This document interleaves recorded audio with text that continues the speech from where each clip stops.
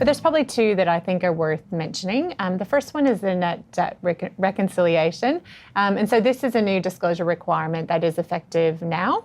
So anyone who has borrowings, which is obviously most companies, will now need to include this reconciliation, which essentially takes their beginning borrowing balances and reconciles the activity during the year to the ending balance. And in just a second, I'll show you an example of one of those. The other one that I just wanted to mention again is modification of financial liabilities, because again, it's quite common that the companies will restructure or have restructured or renegotiated their borrowings in the past few years, for example.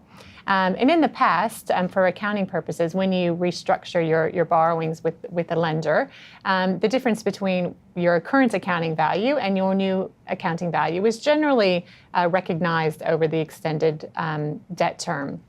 And so what that means is transaction costs and some of those things would get spread over a longer period of time.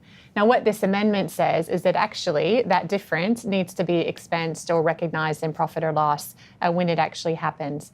And so if you have actually had any restructurings of borrowings over the past few years, it is really important that companies have a look at that to understand the impacts. And so next, again, I said I would just show a quick example of an example net debt reconciliation. This one is straight from the standard itself. So again, you can see it just takes the beginning balances and shows the activity from fair value changes or acquisitions or foreign currency exchange and reconciles to the ending balance. So this is kind of the bare minimum requirement. But what we have seen companies do is expand on this to include some of their cash and cash equivalents or other highly liquid assets to show a true net position. And so if that's something that's relevant to your to stakeholders, then I would encourage companies to do that.